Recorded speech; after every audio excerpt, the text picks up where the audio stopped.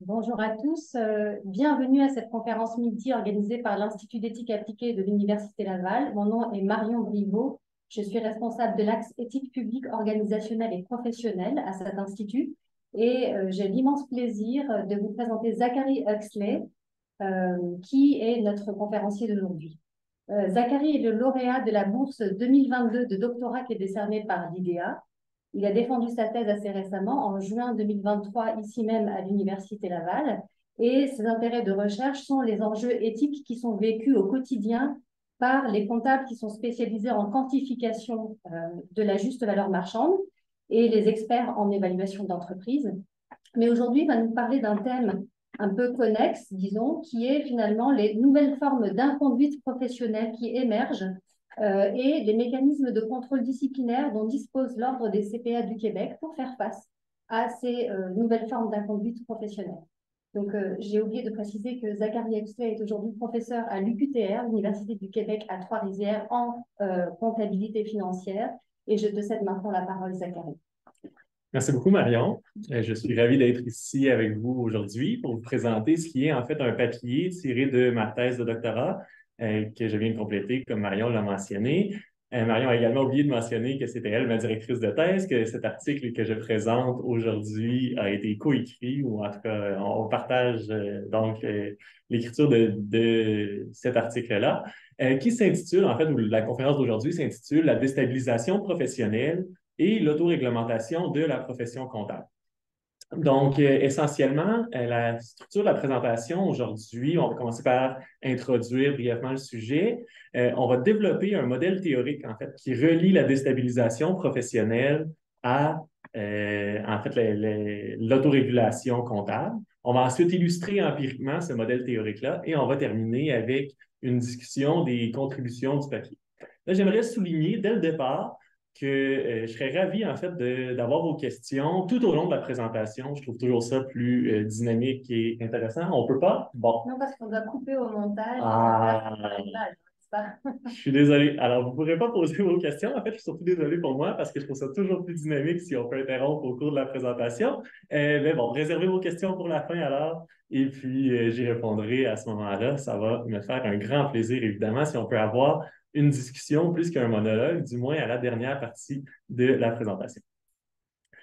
Donc, si je commence par introduire un petit peu le contexte, on n'est pas sans savoir, évidemment, qu'il y a des transformations importantes là, au niveau planétaire qui affectent le monde professionnel. Donc, évidemment, la profession comptable ne fait pas exception, en ce sens qu'elle est tout autant déstabilisée et affectée que les autres professions. On peut penser notamment aux transformations technologiques, que ce soit l'arrivée de l'intelligence artificielle générative, dont on a beaucoup parlé depuis l'arrivée de ChatGPT à l'automne dernier, le big data, les transactions sur la blockchain.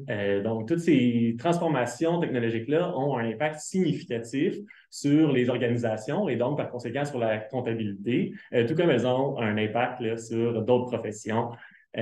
Voilà. Dans un deuxième temps, évidemment, bien, il y a tous les enjeux climatiques dont on parle de plus en plus et avec raison. Au niveau comptable, ça se reflète beaucoup sur le développement durable des organisations, les organisations qui vont commencer à faire des rapports de développement durable. Ces rapports-là vont devoir être certifiés, par exemple, par des comptables.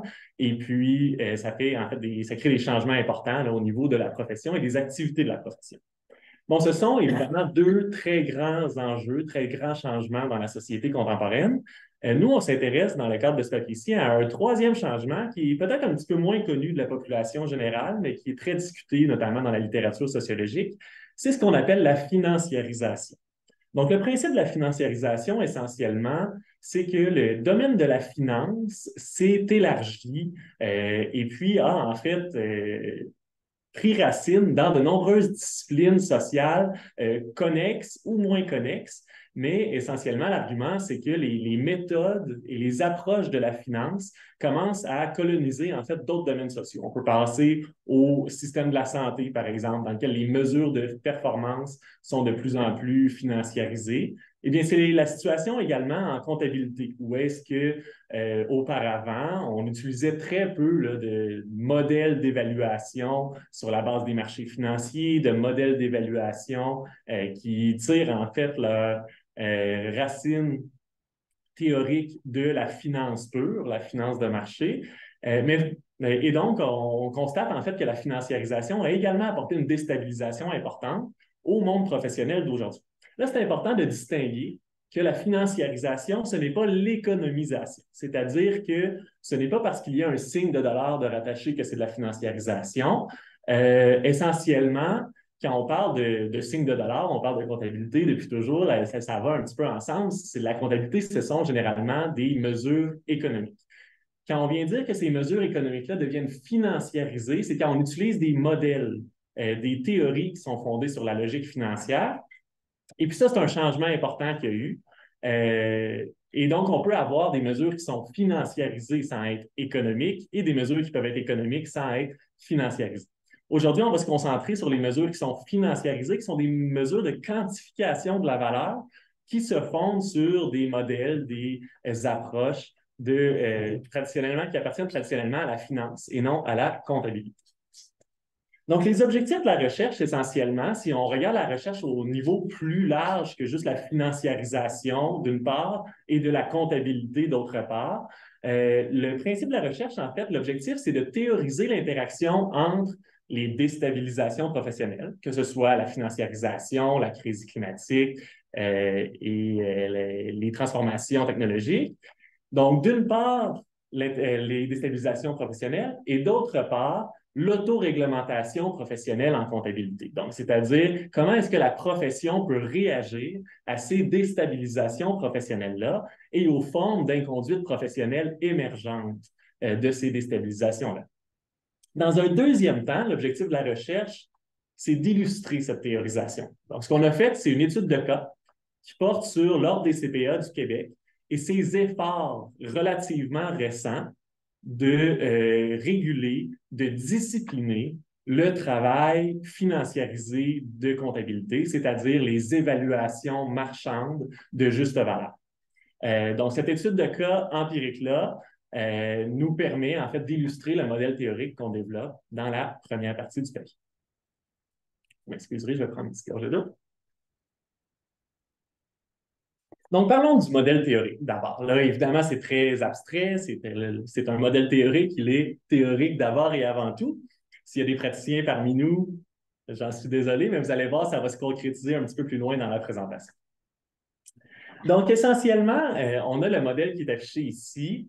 Il faut noter dès le départ que le modèle qu'on propose, ce n'est pas un modèle causal généralisable à l'ensemble des situations et l'ensemble des contextes à travers le monde, mais il émerge donc d'interprétations théoriques qui se fondent sur la littérature sociologique, la littérature philosophique et la littérature en comptabilité pour en fait distinguer certaines propositions qu'on va développer au cours des prochaines diapositives. Donc, essentiellement, dans son ensemble, ce modèle théorique-là, ce qu'il vient dire, c'est que les déstabilisations de la profession comptable, comme par exemple la financiarisation, peuvent mener à de nouvelles formes d'inconduite professionnelle, que les organismes de réglementation, comme l'Ordre des CPA, doivent donc reconnaître le risque que posent ces nouvelles formes d'inconduite professionnelle-là et s'engager dans de nouveaux efforts régulatoires. Qu'en s'engageant dans ces nouveaux efforts-là, ils vont devoir redéfinir ce qu'est la pratique comptable acceptable et inacceptable, mais que dans le contexte spécifique de la comptabilité, c'est difficile de se rattacher à une logique fondamentale claire qui nous permet d'établir qu'est-ce qui est bon et qu'est-ce qui est mauvais en comptabilité. Donc ça peut créer des problèmes au niveau de la réglementation, ce qui, selon notre argumentation théorique, mène à une nouvelle déstabilisation de la profession comptable, ou du moins à sa continuité. Donc ça, c'est le modèle théorique dans son ensemble. On va développer maintenant chacune des propositions une par une. Donc, la première proposition théorique, en fait, qui relie la déstabilisation de la profession comptable, ou en fait de toute profession, celle-ci est assez généralisable, elle relie les formes de déstabilisation professionnelle à de nouvelles formes d'inconduite professionnelle. Puis ça part de la prémisse, en fait, selon laquelle l'inconduite professionnelle, contrairement à ce que les fonctionnalistes pensaient au début du 20e siècle, c'est-à-dire que l'inconduite professionnelle n'existait pas. C'était pas professionnel que de s'engager dans de l'inconduite, ou même que les interactionnistes qui sont venus plus tard, qui ont dit, ben, l'inconduite professionnelle, ça va de soi, c'est la nature même si on veut d'être un professionnel, parce que les professionnels cherchent toujours à aller chercher davantage d'influence. Eh bien, les théorisations plus récentes, en fait, de l'inconduite professionnelle, ce qu'elles viennent dire, en fait, c'est que l'inconduite professionnelle, c'est un concept qui est fluide, donc qui varie en fonction des changements institutionnels, en fonction du contexte dans lequel les professions évoluent. Parce que si on pense à c'est quoi la bonne conduite professionnelle, en fait, c'est une sorte d'équilibre entre les attentes de chacune des parties prenantes, que ce soit les clients, le public, les autres professionnels, les professionnels eux-mêmes, les entreprises dans lesquelles elles évoluent. Bien, ce qui est de la bonne pratique professionnelle, c'est la situation d'équilibre où tout le monde considère que ça, c'est de la bonne pratique.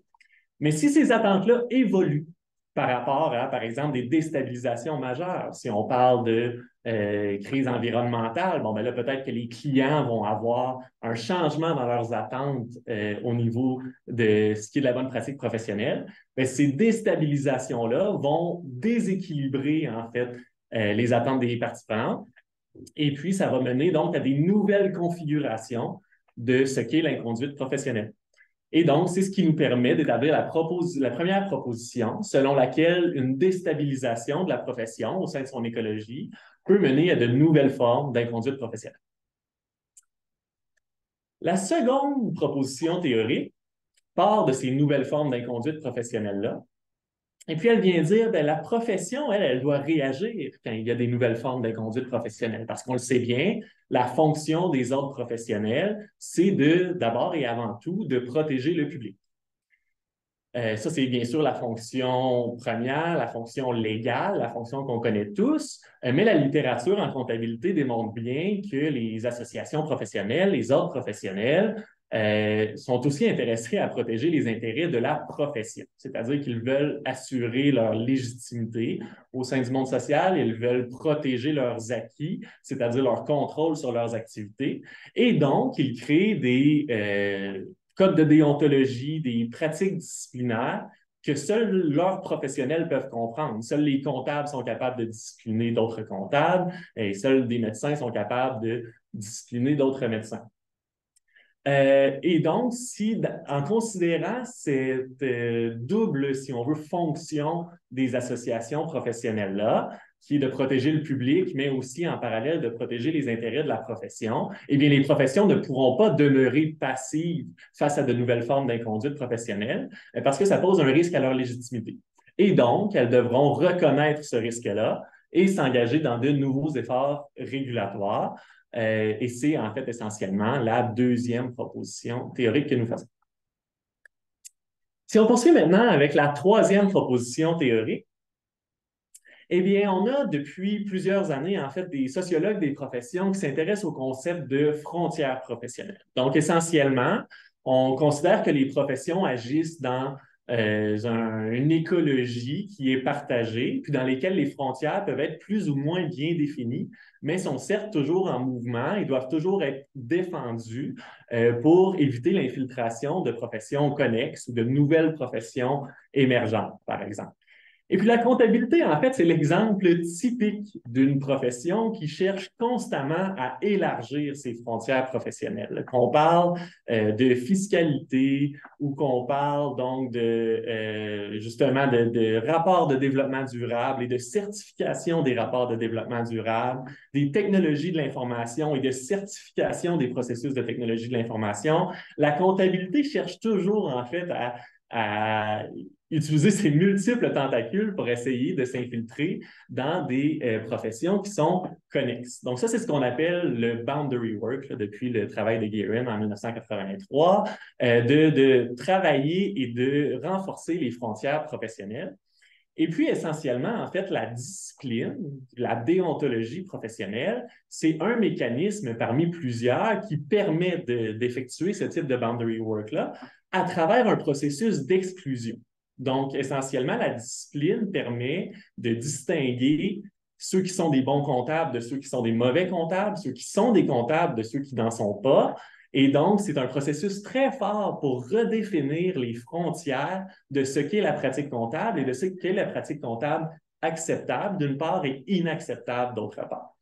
Donc, c'est ce qui nous mène à formuler notre troisième proposition, selon laquelle, donc, en reconnaissant les nouvelles formes d'inconduite par le biais de l'autorégulation, les frontières de la pratique comptable, inacceptables ou acceptables, peuvent être redéfinies par les organismes professionnels. La quatrième proposition théorique, elle, à mon avis, la plus intéressante, se fonde sur la prémisse, en fait, que la comptabilité, comme profession, prise au sens large, n'a pas de logique fondamentale. Elle n'a pas d'essence propre. Qu'est-ce qu'on veut dire par là? Pensons d'abord aux médecins. Donc, si on veut considérer ce qu'est un médecin, on se rattache à une certaine logique, un fondement. Un médecin, ça sert à assurer la santé. Donc, toutes les actions des médecins peuvent être jugées selon cette logique fondamentale-là. Est-ce que les actions du médecin ont permis d'assurer la santé ou elles n'ont pas permis d'assurer la santé du patient? Même chose pour les avocats. Où est-ce qu'on a la justice? Est-ce que l'avocat a agi dans les intérêts de la justice au sens large pour la société, de s'assurer qu'on a un système judiciaire de justice qui fonctionne?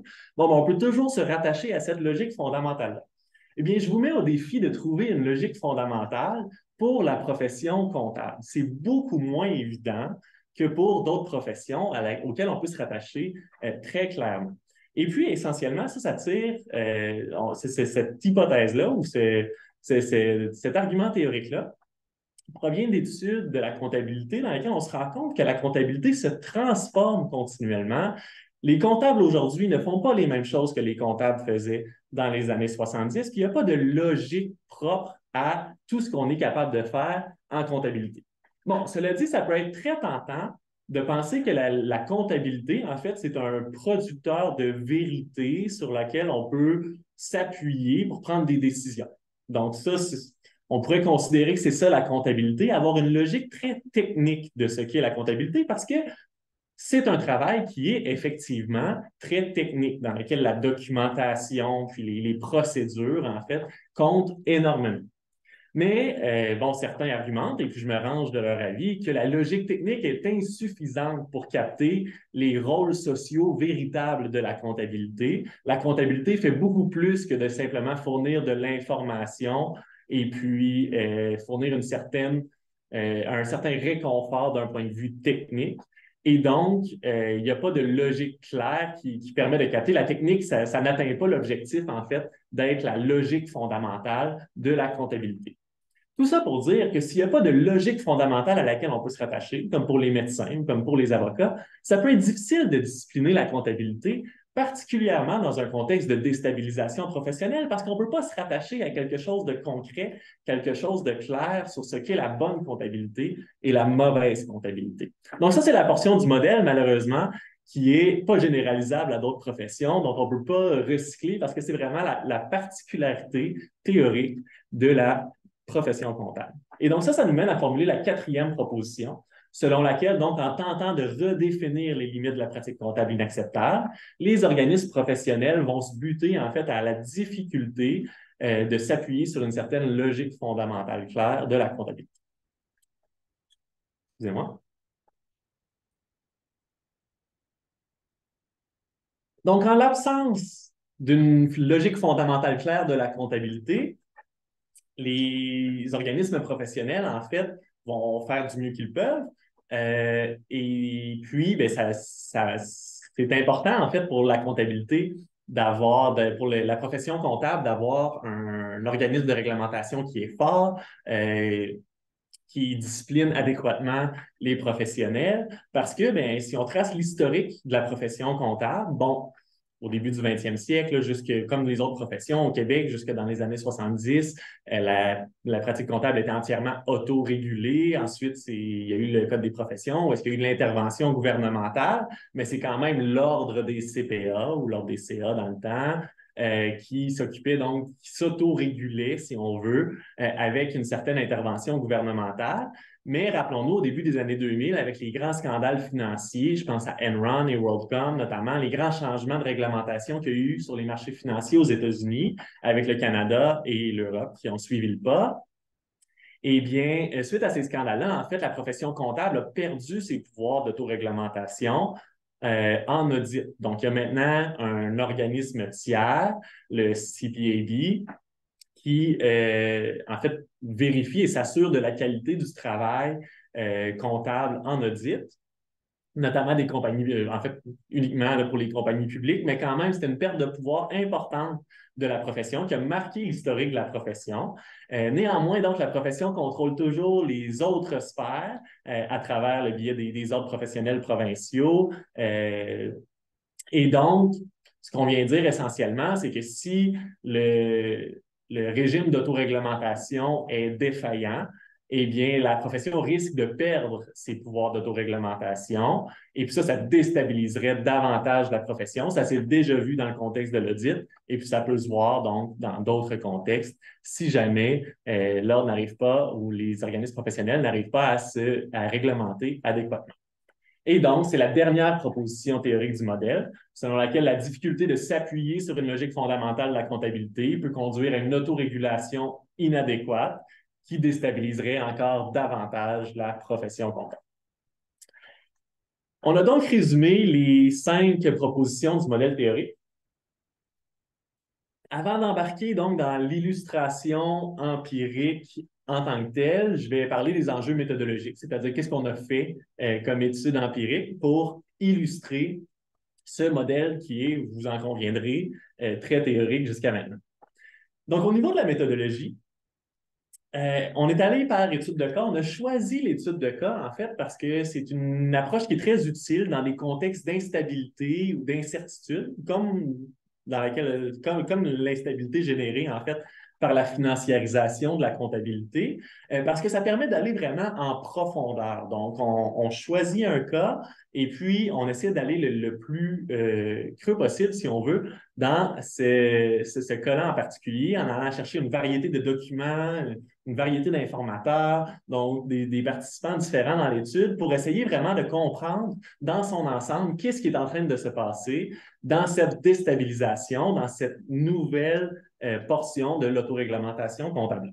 Donc là, je dois préciser ici que l'Ordre des comptables professionnels agréés du Québec est un cas critique et puis très important à étudier parce qu'ils sont extrêmement novateurs, là, donc dans la réglementation du travail d'évaluation. À notre connaissance, c'est une des seules juridictions au monde à réglementer activement le travail d'évaluation, que ce soit d'évaluation d'entreprise ou en contexte de litige ou autre. Bref, le travail comptable financiarisé, plusieurs en parlent, peu exécutent réellement donc des efforts de réglementation à ce niveau-là. Et donc, on a trouvé que se concentrer sur le processus disciplinaire de l'ordre, des efforts qu'il avait déjà faits, et puis d'essayer de faire intervenir le plus de gens possible, donc à partir des efforts qui ont déjà été faits, ce serait une excellente façon d'en apprendre davantage sur la réglementation des déstabilisations professionnelles. Et puis, peut-être que les autres juridictions vont suivre au fil des prochaines années, puis que cette étude-là va pouvoir être utile pour les autres contextes également. Donc, si on parle un petit peu du contexte professionnel québécois, juste pour mettre en contexte l'étude de cas, j'en ai parlé un petit peu, les professions ont perdu de l'autonomie face au gouvernement en 1973 avec l'adoption du Code des professions, ce qui fait en sorte que leur processus disciplinaire, il est légiféré. Donc, c'est le même processus disciplinaire pour l'ensemble des professions au Québec, mais malgré tout, le processus disciplinaire est contrôlé par chacun des ordres professionnels, bien que le président du conseil de discipline, parce qu'un conseil de discipline, c'est composé d'un président et de 2 membres de l'ordre professionnel en question, généralement des personnes retraitées. Eh bien, le président du conseil de discipline, ou la présidente, bien entendu, c'est un avocat ou une avocate. Ça ne fait pas partie, donc, de l'ordre professionnel.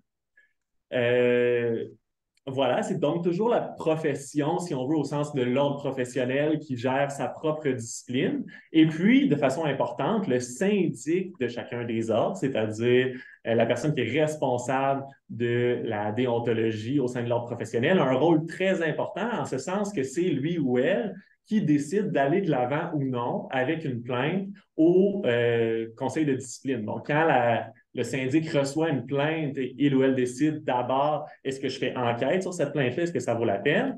Et suite à une enquête, est-ce que ça vaut la peine donc de transférer au conseil de discipline à la suite de mon enquête? Donc, il y a un rôle extrêmement important. On se rappelle il y a quelques années avec l'Ordre des ingénieurs, notamment, qui avait été pris sous tutelle par le gouvernement du Québec.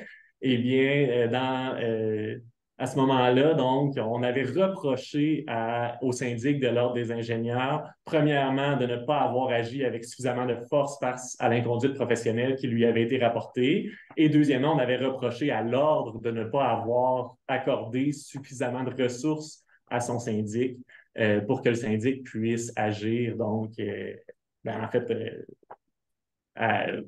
pour assurer la bonne conduite professionnelle au sein de son ordre professionnel.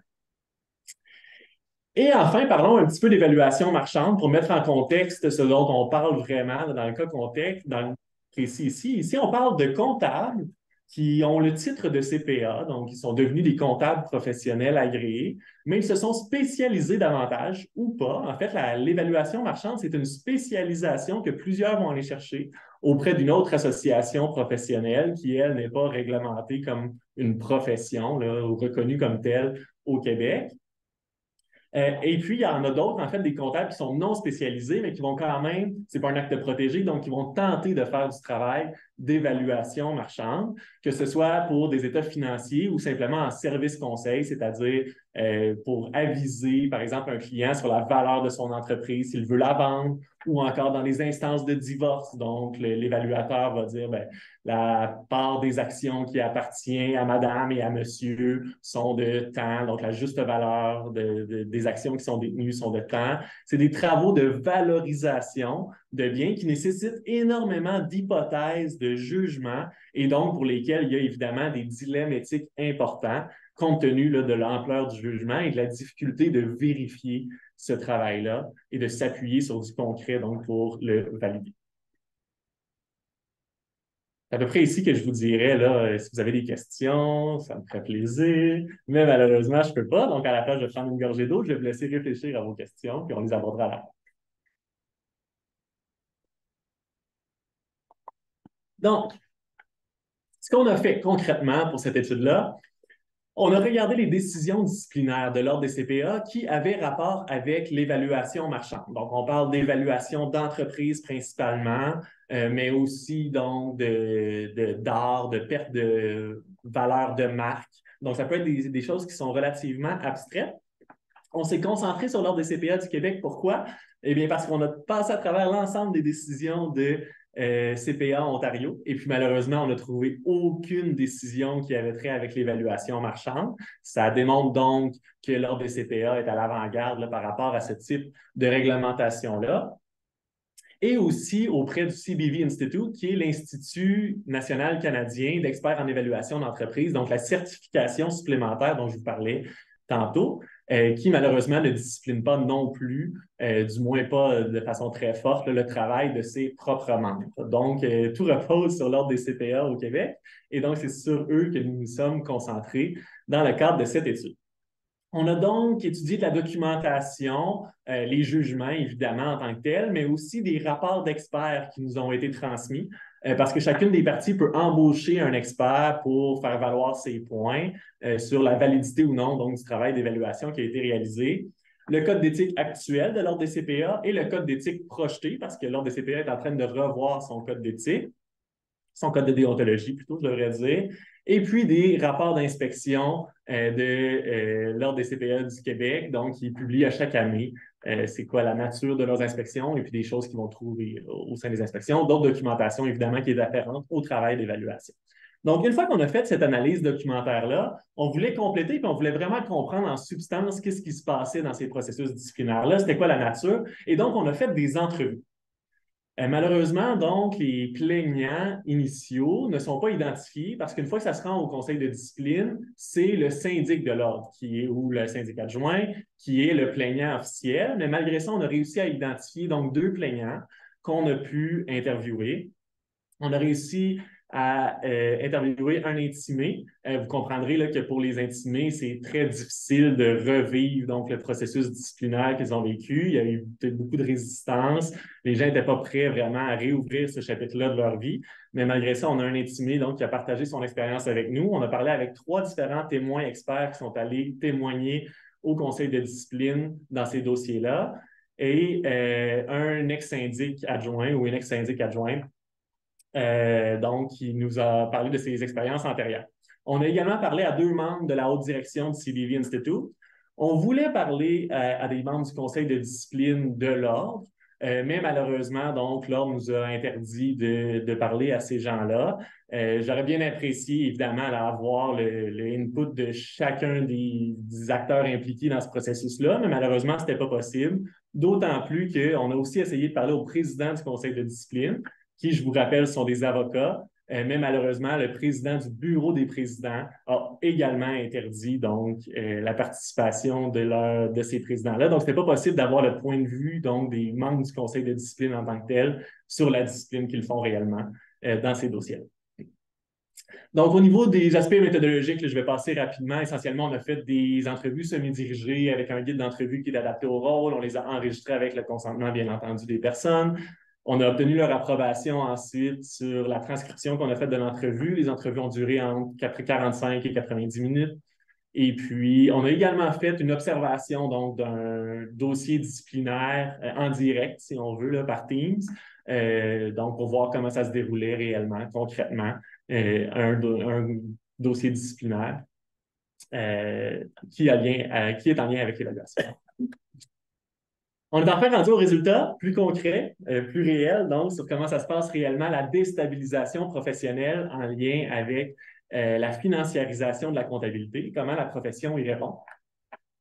Donc, je reprends essentiellement la structure avec les 5 propositions théoriques parce que ce qu'on est en train de faire, c'est d'illustrer empiriquement les 5 propositions théoriques que nous avons faites au préalable.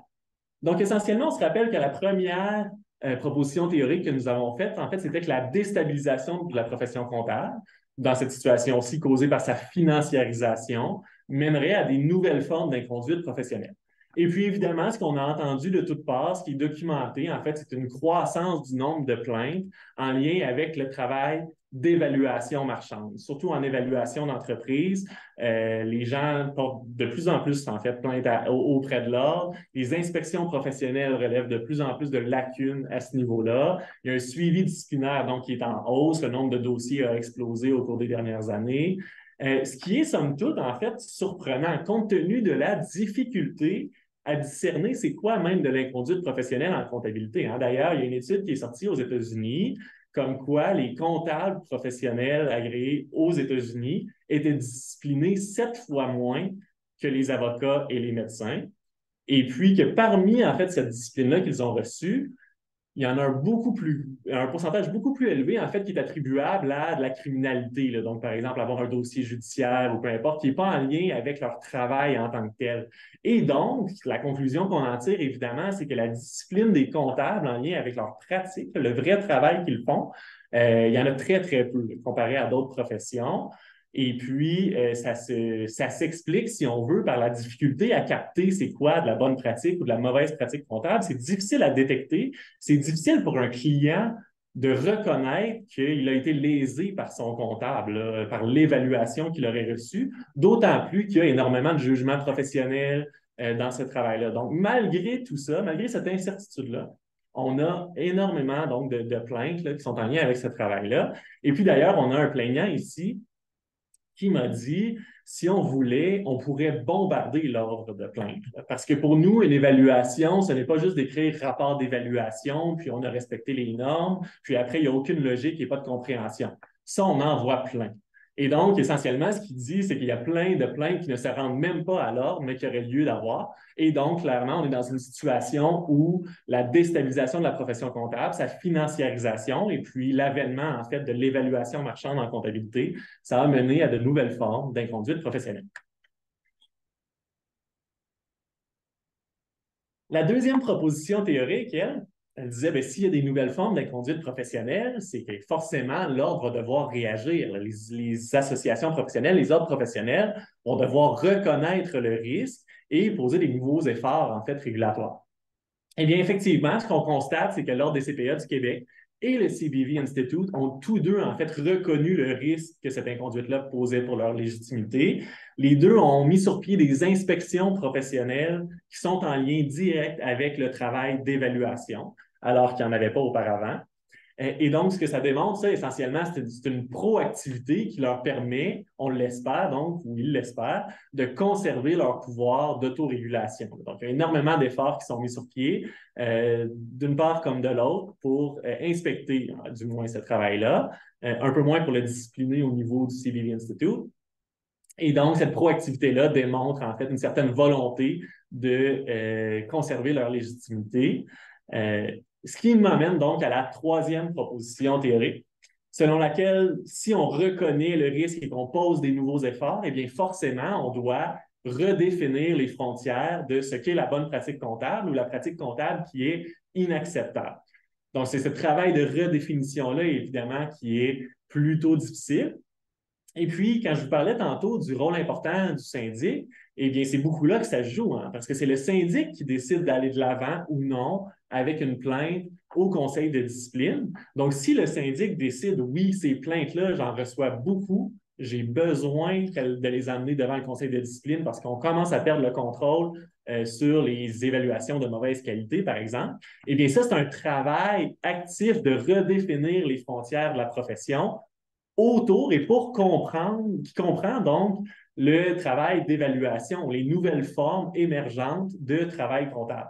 Donc, à travers le processus disciplinaire, on redéfinit les frontières de ce qu'est la bonne pratique comptable en l'incluant notamment dans le processus disciplinaire. Par contre, ça crée des difficultés, notamment parce que dans ce contexte spécifique-là qu'on a étudié, il y avait de l'ambiguïté sur c'était quoi les bonnes normes à respecter.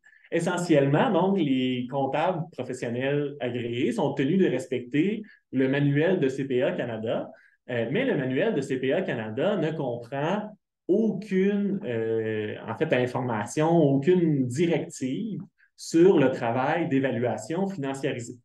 Et donc, essentiellement, dans une série de dossiers, l'ordre a été obligé, ou le syndic de l'ordre a été obligé de faire la preuve que les règles de l'art, les bonnes pratiques en évaluation que le comptable aurait dû respecter, ce sont en fait les normes du CBV Institute, l'organisme national spécialisé en évaluation.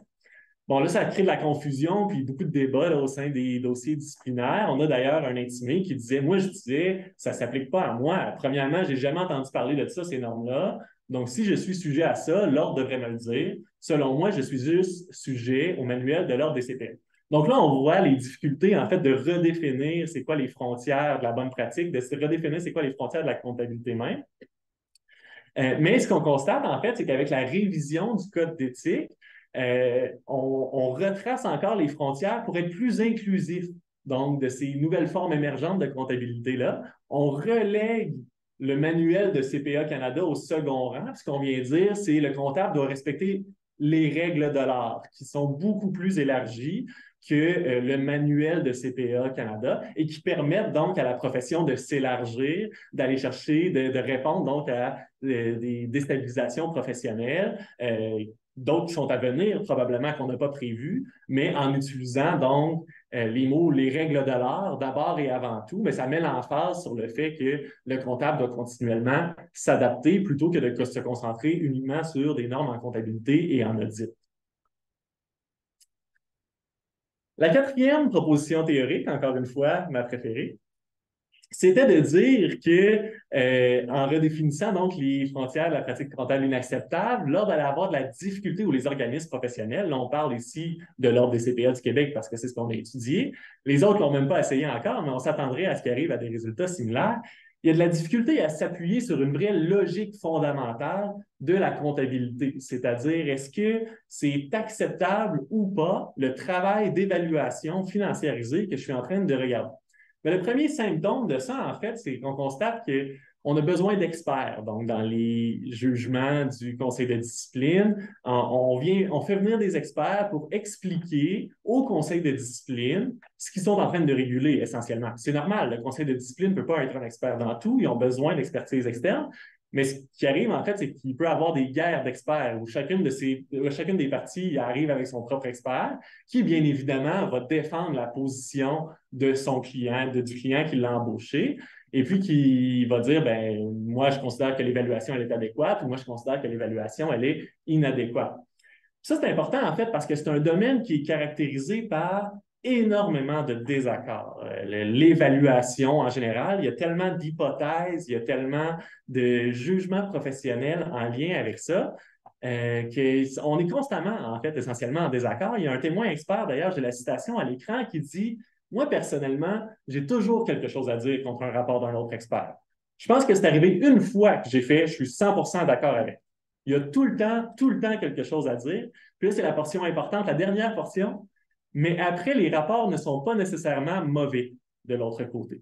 Donc, ce n'est pas parce qu'on est en désaccord qu'il y a faute professionnelle. On est tout le temps en désaccord. C'est tellement flou comme milieu qu'on a constamment des désaccords, mais malgré ça, ça ne veut pas dire qu'il y a de l'inconduite professionnelle. Donc, c'est difficile de se rattacher à quelque chose de concret, notamment en évaluation, parce que c'est un domaine qui est tellement flou. Bon, ce qu'on constate en réponse à ça, en fait, c'est que l'ordre, qui est habitué de réglementer de la comptabilité financière, de l'audit des états financiers, c'est les aspects, en fait, les activités clés là, au cœur de ce qu'est d'être un comptable depuis des centaines d'années. Eh bien, ces activités-là sont réglementées avec une logique qui est très technique. On se rappelle, tantôt, je vous parlais de la logique fondamentale qui pourrait être la logique technique en comptabilité. Mais c'est vrai que pour l'audit, par exemple, qui est de la vérification de comptes, bien, la documentation, ça compte pour énormément. Est-ce qu'on a fait le travail? Bien, s'il n'est pas documenté, c'est qu'on n'a pas de preuve qu'on a fait le travail. On doit documenter toutes les vérifications que nous avons faites et donc vérifier la documentation. C'est peut-être adéquat dans un contexte d'audit. Je ne suis pas un expert en audit. Par contre, ce qui est clair, c'est qu'en évaluation d'entreprise, se concentrer sur la documentation du rapport d'évaluation, se concentrer sur l'aspect technique de l'évaluation, ça ne correspond pas aux attentes des parties prenantes. Donc, quand un plaignant se plaint à l'ordre d'une mauvaise évaluation, il ne se plaint jamais parce que les hypothèses sont mal consignées au rapport. Il se plaint parce qu'il a vécu un préjudice sur la base de la conclusion d'évaluation. Donc, la conclusion d'évaluation était erronée. Il y avait un problème de jugement professionnel, mais ça, c'est trop flou. Puis d'ailleurs, même les rapports d'expertise qu'on vient lire vont le dire, nous, on ne se prononce pas sur le jugement professionnel de l'expert. Par contre, ce qu'on a relevé, c'est des lacunes au niveau des hypothèses qui n'ont pas été étayées dans le rapport, de la documentation qui n'a pas été fournie ou qui n'a pas été justifiée et tout ça. Mais ça ne capte pas donc la logique réelle, la substance et les vrais effets des évaluations, en fait, qu'ils peuvent avoir sur les gens qui se plaignent. Et puis d'ailleurs, drôlement, même les intimés sont d'accord. Donc, on a l'intimé ici que nous avons interviewé qui dit ils n'ont jamais critiqué notre ouvrage. Ce qu'ils ont trouvé ridicule, c'est la procédurite de notre ouvrage. C'est rien que ça qu'ils ont reproché. L'expert n'a jamais dit que mes calculs n'avaient aucun sens. Donc, l'intimé se sentait un petit peu lésé dans le sens qu'il s'est dit, moi, mon jugement professionnel là-dedans, je considère qu'il était correct. C'était ma documentation qui était défaillante, certes, mais ce n'est pas ça la substance du travail d'évaluation. Donc, ça, plaignant, témoins, experts et intimés, drôlement, sont d'accord pour dire que la logique de documentation ne fonctionne pas, en fait, dans le contexte d'évaluation. Parce qu'effectivement, ce que ça sous-entend, si on est pour pousser la réflexion un petit peu plus loin, c'est que ceux qui savent documenter, ceux qui travaillent dans des très grands cabinets comptables, qui ont des procédures de documentation très claires, mais comment qu'on va faire pour capter leur inconduite professionnelle à eux? S'ils sont capables de justifier l'ensemble de leurs hypothèses, même si la conclusion d'évaluation en bout de piste n'a aucun sens, est biaisée ou est problématique pour une autre raison, comment est-ce qu'on va faire pour capter l'inconduite professionnelle si on se fie seulement sur la documentation? Et puis d'ailleurs, on a un témoin expert ici qui m'a dit, je lui ai demandé, qu'est-ce que vous avez appris en témoignant, donc au conseil de discipline, comme témoin expert en évaluation? Il m'a répondu, j'ai appris que de dire que ça respecte pas les règles, que ça respecte des règles de l'art, que ça ne respecte pas les règles de l'art, ou que c'est à l'encontre de ce qu'un CPA doit faire, il faut vraiment des manquements graves. Il y a beaucoup, beaucoup de jugements. L'élasticité, la zone grise en évaluation est beaucoup plus large que je pensais. Et donc, essentiellement, ce qu'il a compris, c'est que si on documente adéquatement le dossier, le jugement professionnel, il faut vraiment qu'il soit défaillant pour qu'on soit capable, donc, de le capter. Et donc, c'est malheureusement en se concentrant sur la logique technique de la comptabilité, en ignorant les conséquences des évaluations, eh bien, on arrive donc à certaines défaillances dans l'état actuel des choses qui peuvent certes être corrigées et puis améliorées à la fin.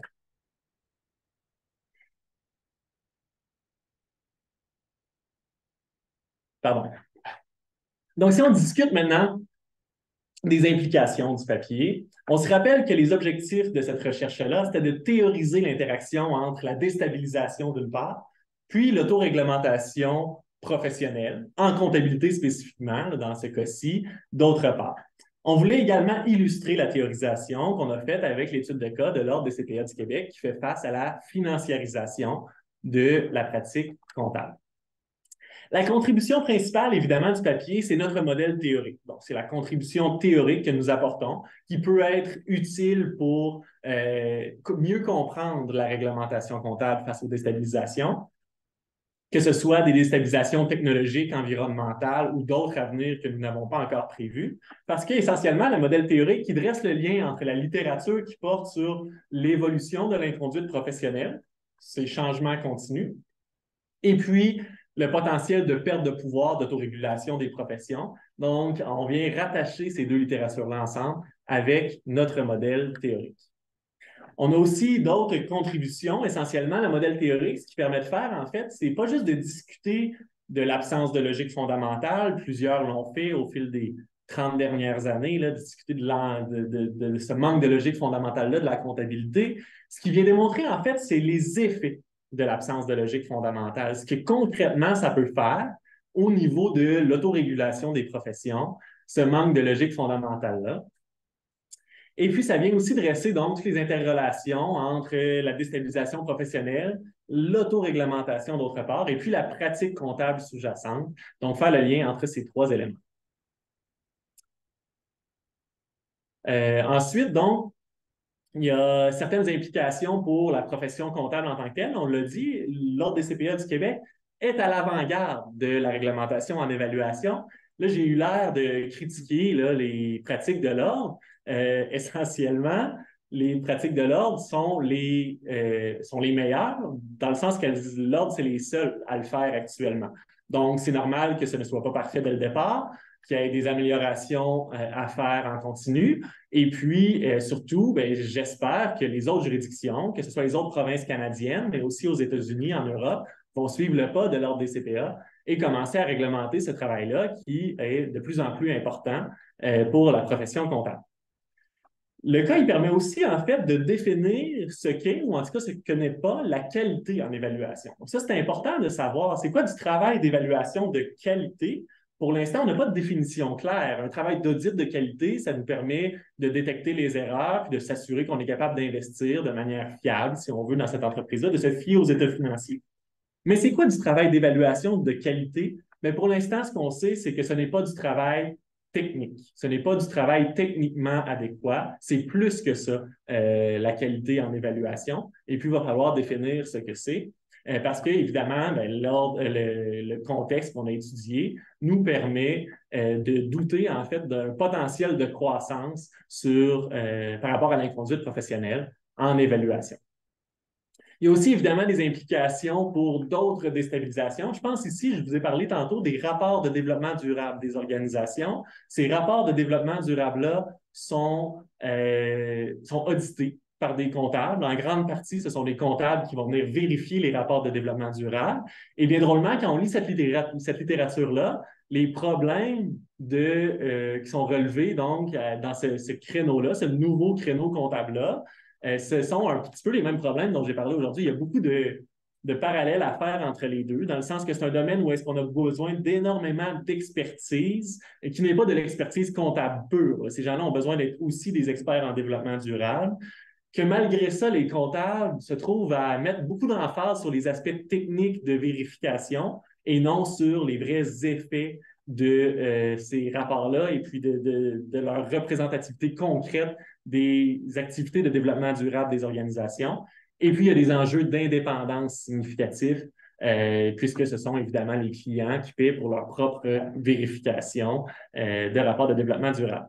Et donc, ce que ça relève, ça, pour moi, c'est que ça relève l'importance, en fait, de s'attaquer à la racine du problème qui est, selon le cadre théorique qu'on a développé, mais le manque de logique fondamentale de la comptabilité. Il faut définir ce qu'est la bonne comptabilité et la mauvaise comptabilité. Il faut trouver c'est quoi d'abord la comptabilité pour être en mesure, peu importe au-dessus de la Terre à quel point donc la comptabilité s'élargit dans d'autres disciplines, mais si on est capable de comprendre la racine du problème, on va être capable de la traiter plus efficacement. C'est donc ce qui conclut ma présentation. Je vous remercie pour votre écoute. Je suis donc maintenant disponible pour vos questions, discussions et autres. Donc, merci beaucoup.